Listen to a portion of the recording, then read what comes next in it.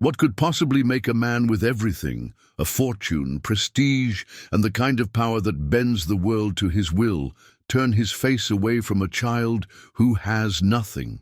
Imagine the scene for just a moment. A sleek, black limousine waits at a red light in downtown New York. Its polished exterior reflects the city lights, a moving symbol of wealth and success. Inside sits Michael, a millionaire businessman surrounded by leather seats that smell of luxury, his fingers tapping impatiently on the steering wheel. And outside, in the pouring rain, stands Ethan, a frail boy no older than 10. His clothes are soaked through, his thin arms trembling as he holds himself up against the cold night air. His coughing echoes faintly through the glass window, and his eyes, full of both fear and hope, search for even the smallest sign of kindness. But instead of compassion, Michael gives him nothing. A glance, cold and dismissive, is all the boy receives before the tinted window glides up, cutting off his voice, his plea, his existence. The child remains alone on the street, shivering, his tears mixing with the rain, while the millionaire drives off into the distance, convinced that wealth means never having to stop, never having to care. Have you ever witnessed a moment like this, where arrogance blinds someone so completely that they fail to see the truth standing right in front of them? Stay with me until the end, because what you're about to discover now may surprise you. Michael had. He built his life on the belief that money could solve everything. Deals, relationships, even problems that seemed impossible to others, he could buy his way out. His empire stretched across the city, his name appeared in magazines, and his penthouse looked down on the skyline like a throne. He believed he was untouchable, immune to the struggles of ordinary people. That night, as his driver guided the car away from the traffic light, Michael didn't think twice about the boy. To him, Ethan was just another face in the endless crowd of the poor, another shadow of the city to be ignored. But that shadow was about to change everything. Ethan, on the other hand, carried none of the privileges that Michael took for granted. His life was a constant battle between hunger and survival, sickness and strength. Each day, he walked the streets with quiet resilience, hoping for a warm meal or even a kind word. Yet, despite his suffering, his heart was not hardened. That night, when his small voice asked for help, it wasn't greed speaking, it was desperation. A blanket, a piece of bread, even a smile would have been enough. Instead, he was met with silence, and rejection carved itself deeper into the wounds he already carried. But isn't it strange how life has a way of turning stories upside down? How the powerful can suddenly find themselves weak, and the ignored can become the very key to survival. What Michael could never have imagined in that moment was that fate had already tied his destiny. To the boys, the same child he dismissed would soon stand at the very center of his life, in a way that money could never control. As the limousine disappeared into the night, Michael thought he had left Ethan behind forever. But the truth is, you can't escape the consequences of indifference, and sometimes the person you choose to ignore is the one whose presence will save you when you least expect it. What happened next would shake Michael's world to its core, forcing him to face not only his own vulnerability, but the meaning of compassion itself. And it all began on that rainy night, with a child coughing on the sidewalk and a man who believed he was above it all. Now, let's step deeper into this story, where arrogance collides with innocence, and where an unexpected twist will remind us all of the true value of life. Stay with me. You won't want to miss what comes next. And maybe, as you listen to this scene unfold, the limousine pulling away, the boy left in the rain, you feel something stir inside you. Maybe it reminds you of a time when you saw injustice up close, when someone turned their back on another human being who desperately needed help. Or maybe you've even been in Ethan's shoes, wishing for someone to notice your struggle. If this story touches something in you, I'd love for you to share it in the comments below. Every opinion, every reflection adds to the community we're building here. A space where stories like this aren't just told, but felt and remembered. When you leave a comment, it's not just words on a screen, it's your voice, your truth, and often it's what encourages someone else reading to open their heart too. And if you're feeling the weight of this story already, a simple like on the video lets me know that it's reaching you, that it matters. Believe it or not, that single click helps this channel keep growing, reaching more people who, just like you, are looking for narratives that go beyond entertainment and remind us of what really counts in life. And if you've just arrived here for the first time, consider subscribing. Not out of routine, but because each new story we share is part of a bigger journey, one where we confront the coldness of indifference and celebrate the power of compassion. By subscribing, you're not just following a channel, you're joining a circle of people who believe these messages should keep spreading. So, as we move forward in Michael and Ethan's story, keep that in mind. Your presence. Here is what gives these words strength. Stay close, because what's about to happen next will challenge everything Michael thought he knew about control, wealth, and survival. Michael Whitman was the kind of man who carried his success like a shield. Every morning he woke up in his Manhattan penthouse, a place where the glass windows stretched from floor to ceiling, framing the skyline as if the city itself existed only for him. The marble floors gleamed, the espresso machine hissed, and the world outside seemed distant, as though reality couldn't reach him at 40 stories high. He would adjust the cufflinks on his tailored suit, glance at the framed covers of business magazines that featured his face, and remind himself of what he often said in private: money doesn't just talk, it controls the room. To Michael, this was not arrogance, it was fact. In boardrooms, people didn't challenge him. They nodded, scribbled notes, and acted quickly because his time was too valuable to waste. If he walked into a high-end restaurant, tables shifted and whispers spread like fire. The maitre d' would greet him by name, and glasses of vintage wine arrived without him asking. He had built an empire in real estate, not just by making smart decisions, but by convincing everyone around him that his presence itself guaranteed success. And over the years, that belief had turned into something deeper, a mindset that power, image, and money weren't just tools. They were his identity. Michael often thought back to the early days when things hadn't been so certain. He'd grown up in Ohio, the son of a car mechanic and a school teacher. They had lived modestly, and while his parents valued kindness and hard work, Michael valued ambition. He used to stare at the glossy photos in magazines showing yachts and sprawling estates and say to himself, "One day that will be mine." And eventually it was. That hunger had propelled him forward, but it also left scars. Along the way, he began to see vulnerability as weakness and compassion as distraction. "I can't afford to look soft," he once told his business partner during a heated negotiation. "In this city, softness gets you crushed." Those words became a mantra, a behind-the-scenes truth he never admitted to anyone else. His life was a series of calculated moves, a constant game of chess where empathy had no place on the board. Yet for all the wealth he accumulated, Michael's world was also strangely empty. His relationships were shallow, often built on what others could gain from him. He had acquaintances, yes, but very few true friends. His phone buzzed constantly with notifications about deals, invitations to galas, and headlines that mentioned his name. But at night, as he walked through the long, echoing hallways of his penthouse, the silence sometimes pressed harder than he cared to admit. What fascinated outsiders was his image.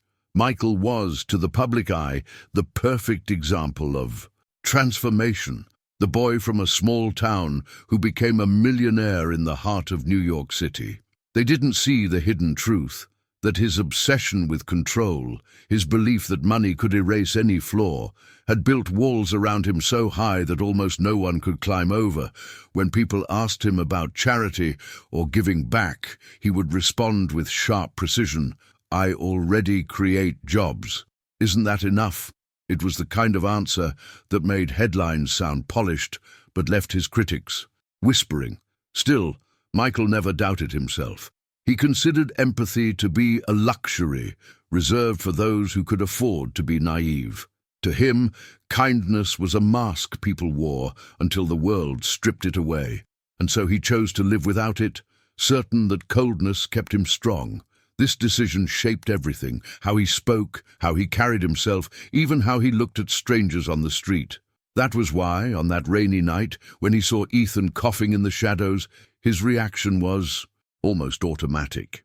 In his eyes, the boy was not a child in need. He was a distraction, a problem, a crack in the smooth surface of the life Michael had built. Michael leaned back against the leather seat of the limousine, his jaw tightening as he muttered to himself, "Not my responsibility." Those words slipped out before he even realized it, but they were a window into the mindset he had lived by for decades. The rain drummed harder against the glass as the car pulled away, leaving behind the child whose presence would soon collide with his own story in ways he could not control. Yet beneath the polished surface of Michael's life, change was already moving quietly, almost invisibly. It was the kind of shift that doesn't announce itself with thunder, but creeps in with small, overlooked moments. The arrogance that had protected him for years was about to be tested, and the belief that money could solve everything would soon face a challenge far greater than he ever imagined. And as the city lights blurred past his window that night, Michael remained blind to the storm that was not outside, but within, building slowly, waiting for the right moment to break. Ethan Miller's world could not have been further from Michael's. While the millionaire slept high above the city in glass towers, Ethan's nights were spent on sidewalks, tucked beneath the thin shelter of overhangs, or in the corners of bus stations where the cold concrete pressed into his bones. He was only 10, yet his eyes carried the weight of someone who had already seen too much. His parents had been his entire world, his mother's soft voice humming him to sleep, his father's steady hands guiding him across the street, and both were gone far too soon. A car accident had stolen them in an instant, leaving Ethan with no one but the city itself, a place that was both merciless and strangely alive.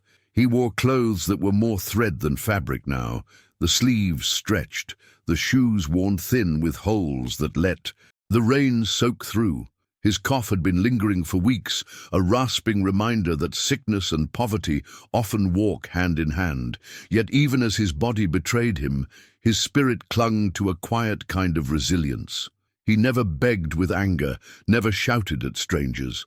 Instead, he would whisper, his voice soft, almost apologetic, "Excuse me, do you have a little food?" Sometimes people ignored him, sometimes they gave him coins, and sometimes they pretended not to see him at all. But Ethan never stopped asking, because each question carried a hidden hope that one day someone would say yes. The boy had a way of noticing beauty, even in the cracks of his life. He would watch pigeons gather in the park and imagine them as friends who traveled the city with him. He would sit by the river and trace the reflection of skyscrapers in the water, pretending he lived in one of those glowing towers. "One day I'll be up there," he whispered once, his thin arms wrapped around his knees as the wind pressed against his face. "Not because I want to be rich, but because I want to be safe." Safety, more than money, was the treasure Ethan longed for. When hunger gnawed at him, he scavenged in places most adults wouldn't dare. The back doors of restaurants, the edges of markets where discarded bread sometimes landed, the forgotten corners of convenience stores. But even then, he tried to keep his dignity intact. "I'm not a thief," he told himself, coughing into the sleeve of his jacket. "I just need a chance." Those words became his shield against despair, a fragile reminder that he still had a right to hope, even if the world seemed determined to strip it away. The hidden truth behind Ethan's resilience was not strength alone, it was memory. He carried his parents with him in small ways, his mother's voice telling him to be kind, even when life wasn't. His father's words reminding him that every decision mattered, even the ones no one else noticed. These echoes shaped him, like invisible hands guiding him through streets that seemed endless. And though the city was often cruel, Ethan's mindset refused to let him believe he was worthless. There were nights when his body shook so violently from the fever that he thought he might not wake up in the morning. But when the first rays of sunlight touched the buildings, he always forced himself to stand. "Get up, Ethan," he whispered to himself. "The world isn't done with you yet."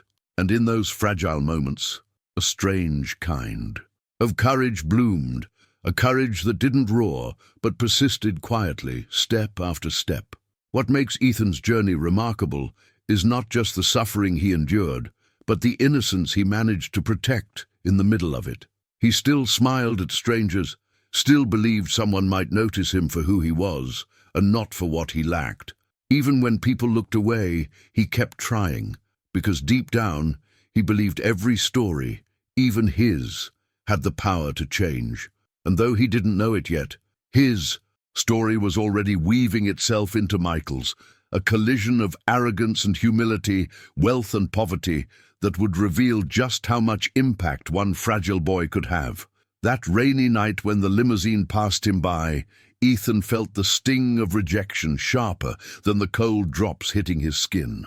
He had approached the car, not with greed, but with the quiet plea of a child who wanted to live. The refusal cut deep, but even then, he didn't curse Michael or the tinted glass that shut him out. He simply lowered his head, pulled his jacket tighter around his chest, and whispered through the cough that rattled his lungs, "Maybe tomorrow will be different." And tomorrow would indeed be different, just not in the way either of them could have imagined. The rain had grown heavier, painting the sidewalks of New York in silver streaks that blurred beneath the streetlights. Ethan stood on the corner, his thin frame trembling as water seeped into every tear of his clothes. His lips were pale, his cough deepening, and still he gathered the courage to take a step toward the black limousine idling at the red light. The car itself seemed untouchable, its glossy surface repelling the storm as if the world outside couldn't stain it. Inside, Michael leaned back against the seat, the glow of his phone reflecting off his sharp features. He scrolled through numbers, contracts, decisions worth millions, as if the rain, the cold, and the child standing just feet away did not exist. Ethan tapped lightly on the glass, his knuckles barely making a sound against the tinted window. His voice was soft, almost swallowed by the rain. "Sir, please, do you have something to eat? Or maybe a blanket?" His words trembled, not from entitlement but from exhaustion, as though every syllable cost him a piece of strength he no longer had to spare. Michael's eyes shifted, annoyed by the interruption. For a moment he looked up, his gaze piercing through the glass to the shivering boy outside. There was no recognition of humanity in his stare, only inconvenience. He pressed a button, and the window slid down halfway, the cold air rushing into the car like an unwelcome guest. "What do you want, kid?" Michael's tone was clipped, impatient. Ethan swallowed, his voice breaking through the storm. I'm hungry. I don't need much. Just something small." His eyes searched Michael's face, desperate for even a flicker of kindness. Michael exhaled sharply, shaking his head. "Not my problem. Go find a shelter. I don't give handouts." His words were like ice, each one cutting deeper than the rain ever could. The boy tried again, his voice cracking with desperation. "I just need a little help, please." But Michael leaned back, signaling to the driver with a subtle wave of his hand. "Drive," he said flatly, as though dismissing not a child, but a nuisance. The window slid back up with a hiss, closing off Ethan's pleading eyes, silencing his fragile hope. Ethan's reflection lingered for a moment on the glossy black surface, a distorted image of smallness against overwhelming wealth.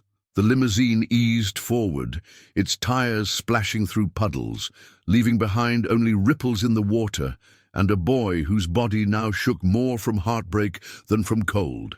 He pressed his hands to his face, tears mingling with raindrops, his voice muffled as he whispered to himself, "Why doesn't anyone see me?" The injustice of the moment hung heavy in the air.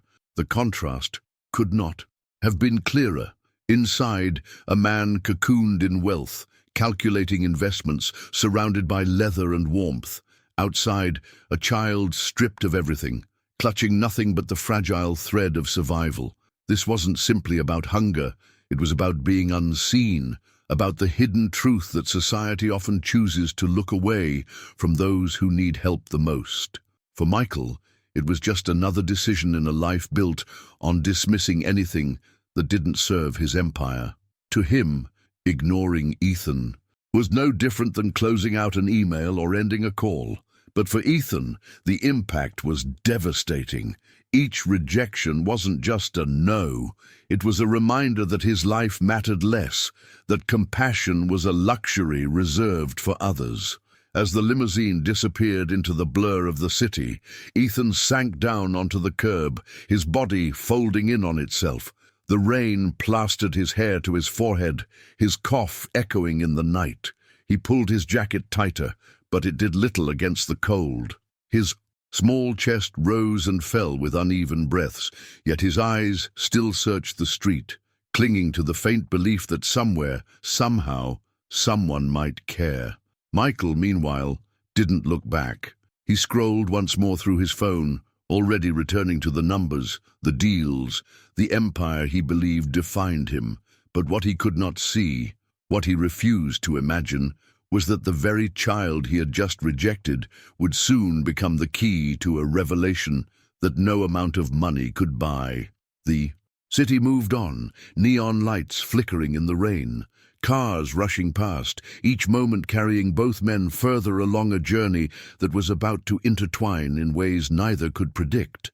And as Ethan's quiet sobs dissolved into the storm, the unseen thread of fate tightened, pulling them toward a collision that would change everything.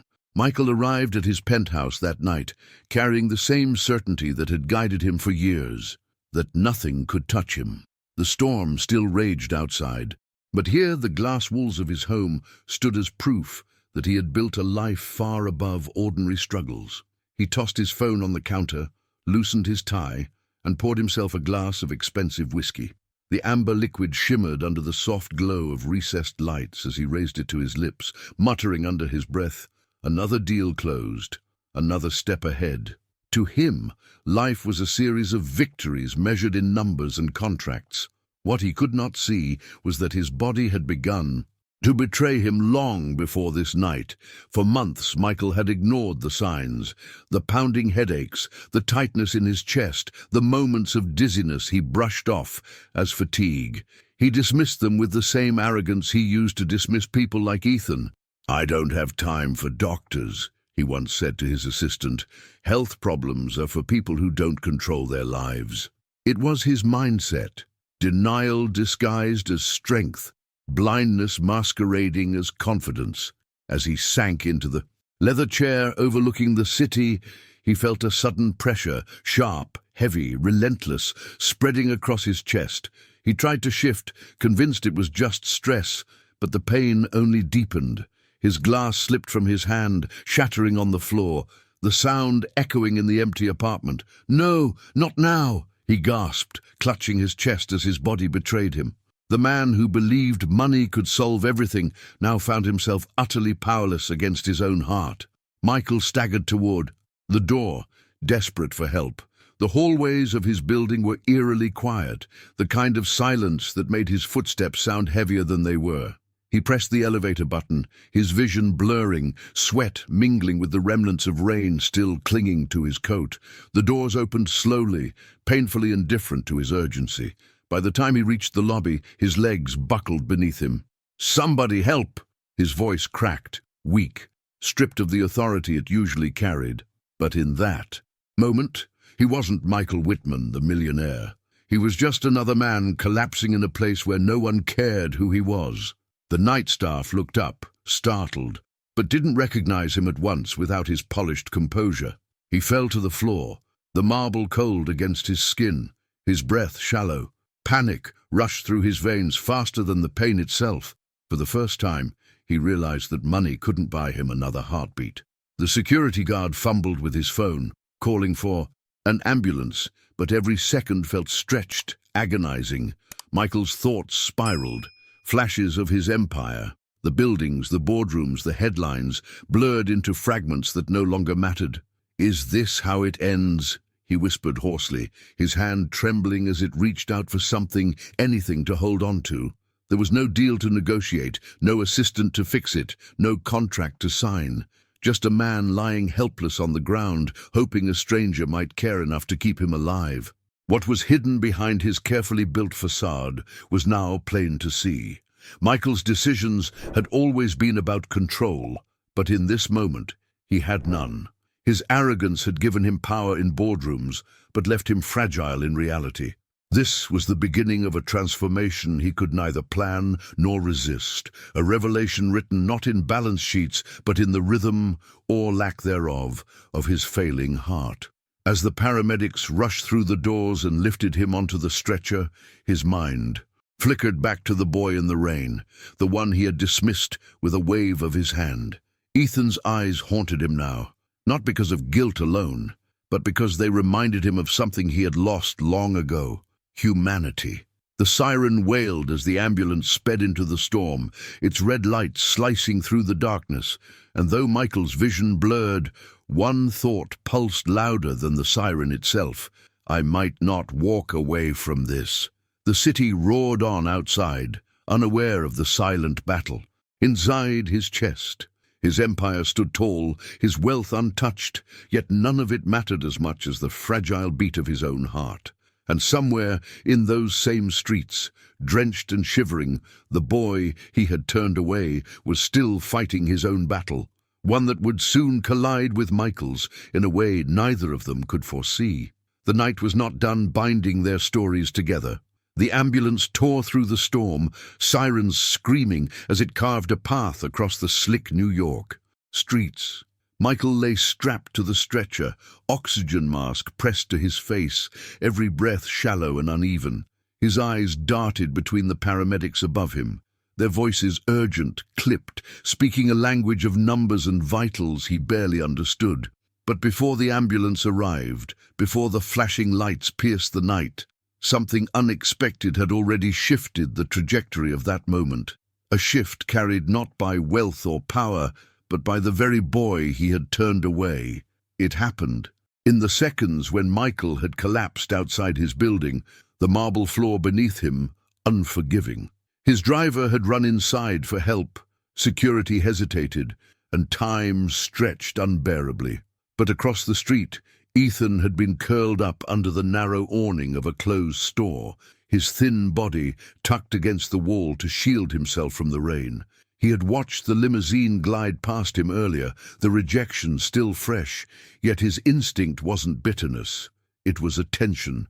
He noticed, and things other people ignored. That night, he noticed the figure of Michael crumpling under the lobby lights. For a moment, Ethan hesitated, coughing into his sleeve as his body begged him to stay put. His fever was rising, his chest burned with every breath, and his legs trembled from hunger, but something inside him refused to let him remain still. "He's in trouble," Ethan whispered to himself, and with a burst of courage that seemed impossible for his small frame, he staggered out into the rain and across the street. He slipped through the lobby doors, his wet shoes squeaking against the marble as he rushed to Michael's side. The millionaire's face was pale, twisted in pain, his hand clutching his chest as if trying to hold his own heart together. Ethan dropped to his knees beside him. "Sir, stay awake. Don't close your eyes." His voice cracked, but it carried urgency, a spark of determination that cut through the panic of the moment. Michael's head turned slightly, his glazed eyes locking on Ethan's face. Recognition flickered, a haunting echo of the boy he had dismissed only hours earlier.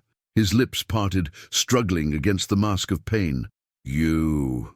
The word was barely audible, more disbelief than question. "Yes, it's me," Ethan whispered, his small hands trembling as he tried to keep Michael steady. "I'm not leaving you. Someone's calling for help. You just have to hold on." Security guards stood frozen, unsure what to do, but Ethan wasn't waiting for them. He shouted, at the top of his weak lungs, "Call 911 now!" His voice, fragile as it was, carried enough command to snap the adults into action. One guard grabbed his phone, another rushed to the door to wave down the ambulance. In the middle of it all, it was Ethan, the boy no one had wanted to see, who held the moment together. Michael tried to speak again, his chest heaving. Why are you here?" Ethan wiped rain from his own eyes and leaned closer, his voice soft but steady. "Because you need help. That's all that matters." The irony hung heavy in the air. Hours earlier, Michael had rolled up his window, shutting out the boy's voice, denying his plea for something as small as a blanket. Now that same boy was the only reason he hadn't slipped into the silence of unconsciousness. It was a hidden truth of life, unfolding in real time. Sometimes the people we dismiss carry the greatest impact on our survival. When the paramedics rushed through the doors, it was Ethan who guided them, pointing urgently to Michael's condition. "His chest, it hurts. He's been struggling to breathe." The professionals moved quickly, fitting oxygen, checking vitals, preparing to move him. And through it all, Ethan refused to let go of Michael's hand, his frail body somehow radiating more strength than anyone else in the room. As they lifted Michael onto the stretcher, his eyes stayed locked on Ethan. His voice was faint, cracked, but his words carried the weight of revelation. "I left you outside." Ethan shook his head, coughing again before answering. "Doesn't matter, you're alive. That's what matters." The paramedics urged the boy to step back, but Ethan followed them all the way to the ambulance doors, his thin figure framed by the flashing red lights. In that moment, the divide between wealth and poverty, power and weakness, had collapsed into something raw and human. Michael, who believed money made him invincible, now owed his very survival to the compassion of a child who had nothing. The rain kept falling as the ambulance pulled away, carrying Michael toward a night that would test not only his body, but his soul. And Ethan, drenched and coughing, stood on the curb watching the lights disappear, unaware that his decision to act had set both of their lives on a collision course that neither could escape. The sterile white glow of the hospital room was the first thing Michael saw when his eyes fluttered open. The steady beeping of a heart monitor echoed beside him, a rhythm that reminded him he was still alive. For a moment, confusion clouded his thoughts. He tried to sit up, but the weight in his chest forced him back down. His throat was dry, his mind foggy, as fragments of the night replayed in pieces. The rain, the collapse, the rush of paramedics, and then, clearer than anything else, the image of a boy's face, soaked and trembling, yet determined. Ethan, a doctor, appeared at his bedside, adjusting the IV line with calm precision. "Mr. Whitman," he said, his tone both professional and firm, "you had a severe cardiac event. If help hadn't arrived when it did, you wouldn't have made it through the night." Michael's jaw tightened, his breath shallow as he absorbed the words. "Help?" His voice was raspy, uncertain. Who found me?" The doctor hesitated, as if carefully choosing his words. "It was a child.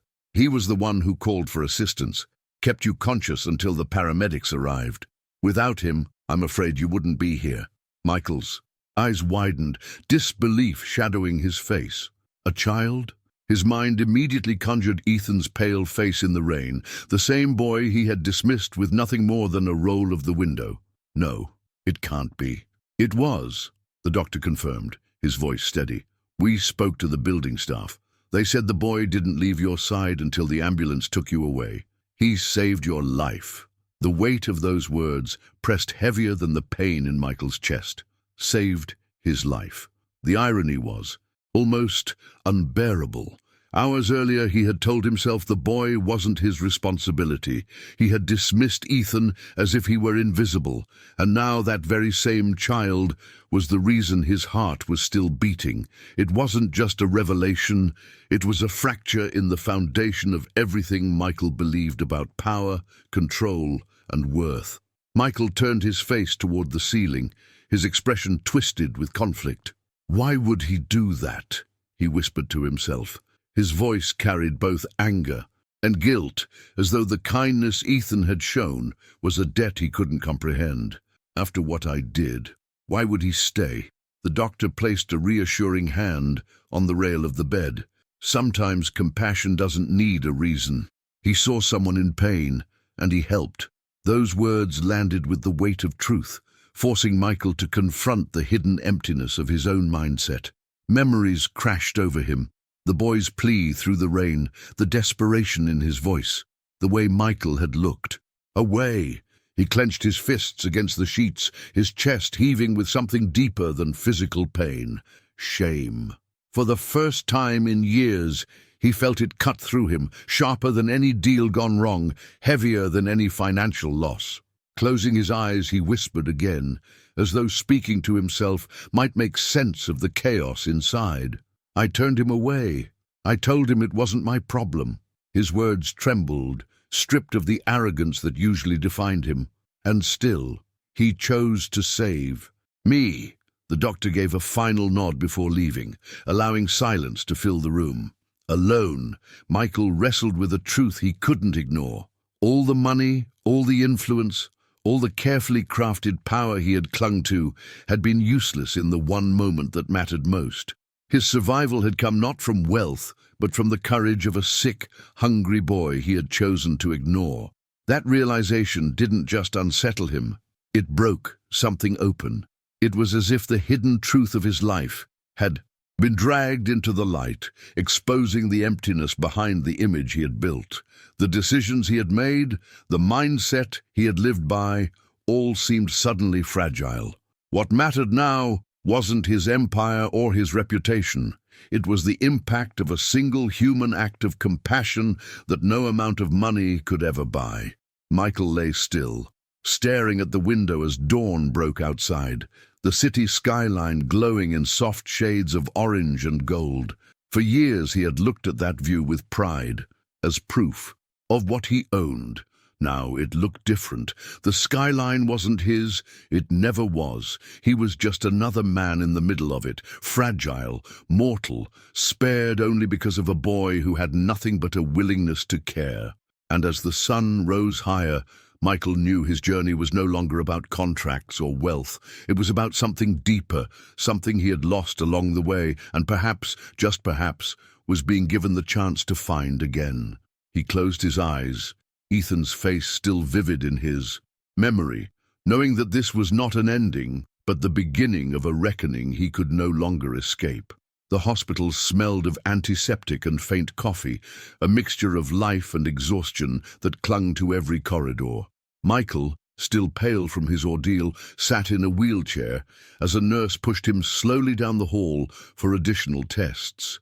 His body felt weaker than he had ever imagined possible, but it was nothing compared to the weight pressing on his conscience. Each turn of the hallway reminded him of a truth he couldn't shake. The boy he had turned away in the rain was the reason he was still alive. As they rolled past a waiting area, Michael's gaze froze. There, sitting hunched on a plastic chair, was Ethan. The boy's jacket was damp, his hair matted, and his cough rattled in his chest with every shallow breath. A paper cup of water trembled in his small hands. He looked fragile, like he could break at any moment. Yet there was something in his eyes that held more strength than Michael's entire empire. "Stop," Michael whispered hoarsely to the nurse, his hand gripping the armrest. She glanced at him with a hint of concern but obeyed, parking the wheelchair near the boy. For a moment, Michael didn't speak. Shame held his tongue. Shame so sharp, it felt like it might cut through his chest more deeply than the heart attack had. Ethan looked up, his tired eyes blinking in surprise. "You're awake," he said softly, his voice faint, but filled with relief. Michael's lips parted, but the words stumbled. You shouldn't even be here, after what I did to you." He swallowed hard, his throat dry, the memory of that tinted window slamming shut, replaying in his mind. "I left you out there in the rain, and you still saved me." Ethan coughed into his sleeve, then managed a small, almost shy smile. I couldn't let you die," he said. His voice cracked, but his words carried a weight far beyond his years. "It didn't matter what happened before. You needed help. That was enough." Michael's eyes burned, not from physical pain this time, but from a revelation that reached deeper than anything money had ever taught him. He shook his head. unable to look directly at the boy. "You don't understand. I've spent my life thinking people like me, people with power, with money. We didn't have to care. I told myself compassion was weakness. But you," his voice broke, forcing him to pause. "You've done more for me than I've ever done for anyone else." Ethan shifted in his chair, pulling his jacket tighter around his thin shoulders. His small chest rose and fell unevenly, but his gaze stayed steady. "You don't have to explain," he whispered. "I'm just glad you're okay." That simple sentence pierced Michael like no accusation ever could. Glad you're okay. No resentment, no bitterness, no demand for anything in return. Just quiet sincerity from a boy who had every reason to turn his back on him. Michael leaned forward slightly in the chair, his hands trembling as they gripped his knees. "Why would you help me, Ethan? Why give me that when I gave you nothing?" The boy's faint smile lingered, though his eyes glistened with exhaustion. "Because my mom always told me, kindness isn't about who deserves it, it's about who needs it." He coughed again, his body bending with the effort, yet his words stayed clear. "And that night, you needed it." The silence between them was heavy, filled with truths Michael had never faced. His wealth, his image, his empire, they all seemed hollow compared to the fragile strength of the boy sitting before him. Gratitude swelled inside him, but so did guilt, twisting together until his voice came out raw. "Ethan, I don't know how to thank you. I don't even know if I deserve to." The boy shrugged softly, the gesture almost too big for his frail frame. "You don't have to thank me. Just maybe don't forget me." Those words struck deeper than anything else could have. Don't forget me. They were more than a request. They were a revelation, a hidden truth that echoed through Michael's chest louder than the monitor that had kept him alive. This wasn't about charity or guilt or even redemption. It was about recognition, about seeing a boy who had been invisible for too long. Michael's hand reached out instinctively, trembling as it hovered near Ethan's thin arm. For the first time, the millionaire didn't see a problem to dismiss or a distraction to ignore. He saw a child, sick, fragile, yet filled with a resilience that no amount of money could ever buy. And in that fragile moment, Michael realized his journey wasn't just about surviving a heart attack. It was about confronting the life he had built, the decisions he had made, and the transformation waiting for him on the other side of this boy's quiet courage. Ethan shifted again in his chair, his small body curling against the cold. His cough rattled the air, but when his eyes lifted back to Michael, they carried the same faint smile. "You're alive. That's what matters." Michael's chest tightened, not with pain this time, but with the unbearable weight of gratitude.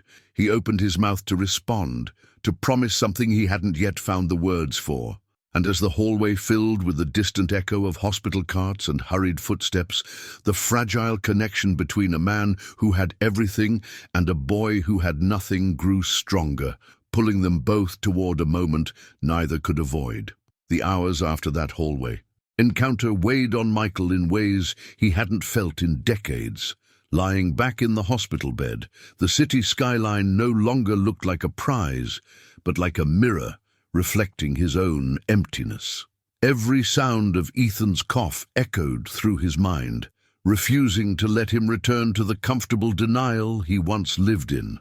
The boy's words, "Just maybe don't forget me," had become a thread pulling at every hidden truth he had buried beneath years of arrogance. When morning came, Michael asked to see the hospital administrator. The staff assumed it was for his own treatment, but his first request startled them. "There's a child," he said, his voice lower, more deliberate. "Ethan Miller. He was here yesterday, waiting in the hallway. I want to know his condition, and I want him treated properly." The administrator hesitated, unsure if this was the same Michael Whitman known for cold negotiations and ruthless decisions.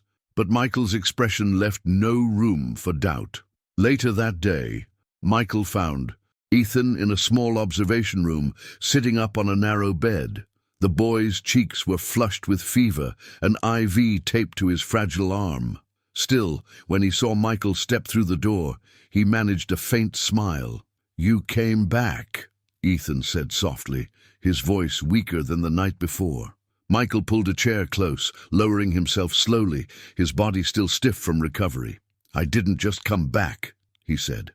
"I'm not leaving you here alone anymore." He paused, his throat tightening before he added, "You saved me, Ethan. Now it's my turn to help you."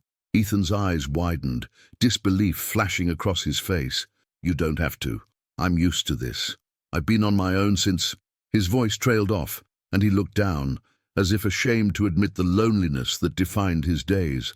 Michael reached across the space between them, his hand resting gently over Ethan's. No child should be used to this. Not hunger, not sickness, not being invisible.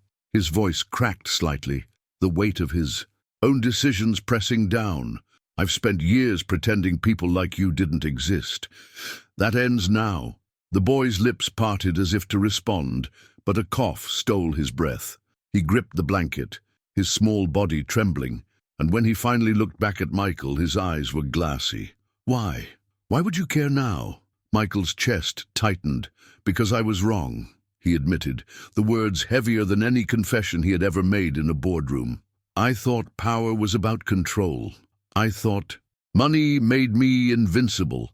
But when I was on that floor, gasping for air, none of it mattered. You did.